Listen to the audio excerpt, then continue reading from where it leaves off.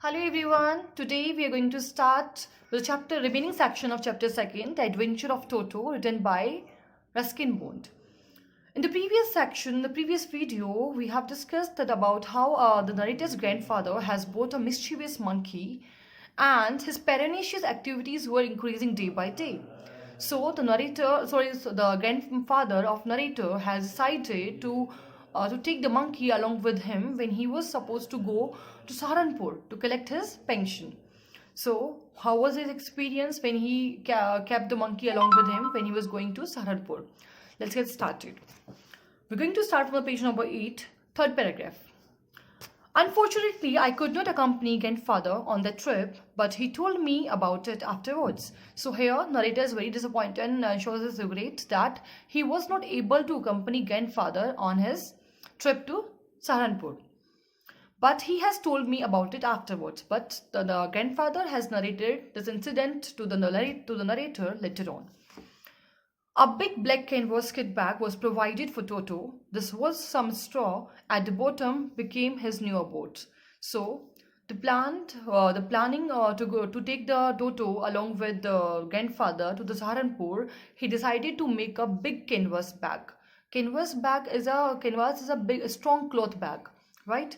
So that monkey cannot come out of the bag, right? And this was some straw at the bottom, and there was some straw means dry grasses at the bottom of the bag that he has kept, and it was a new abode for the monkey. When the bag was closed, there was no escape. The Toto could not get his hand through the opening, and canvas was too strong for him to bite his way through. So this he cannot make any effort to come out of the bag because the bag was made so strong cloth, we can say. Now he says, when the bag was closed, there was no escape. Toto could not get his hand through the opening, and the canvas was too strong for him to bite his way through. His efforts to get out only had the effect of making the bag roll about. He can only make the effort of rolling the bag only about on the floor or occasionally jump onto the air. An exhibition that attracted curious crowd of onlookers on the Dehradun railway station. So what you say, public only the people, the spectators can look how the monkey was hopping, jumping into the bag, into a closed bag. So there was a crowd of it was like an exhibition on the railway station. The people was watching or looking towards the bag, what is inside the bag. Toto remained in the bag as far as Saharanpur. He was in the bag till the time the grandfather reached in the Saharanpur. But while grandfather was producing his ticket at the railway station, railway turnstile, Toto suddenly poked his head out of the bag and gave the ticket collector a wide grin. So what the writer is trying to say that till the time the grandfather reached to the Saharanpur, he was in the bag, but with the time the grandfather was standing at the railway turnstile. Turnstile is a mechanical gate. It has a horizontal arm that allows only one person to get in at a time. So Toto suddenly poked his head, and so at that moment, Toto thrust his head out of the bag and gave the ticket collector a wide grin. And he looked at the ticket collector a wide smile. He passed a wide smile towards the ticket collector. The poor man was taken aback. The ticket collector was surprised, was astonished. But with a great presence of mind, much of grandfather's annoyance, he said, "Sir, you have a dog with you. You will have to pay for it accordingly." So, while keeping his presence of mind, the ticket collector said that you have an animal, a dog with you, so you have to pay for this. So now, in vain did grandfather take Toto out of the bag. In vain did he try to prove that monkey did not qualify as a dog, or even and the 3 rupees was the sum handed over as his fare. Then grandfather, he took out the monkey out of bag and he tried to convince the ticket collector that it's not a dog, it's a monkey.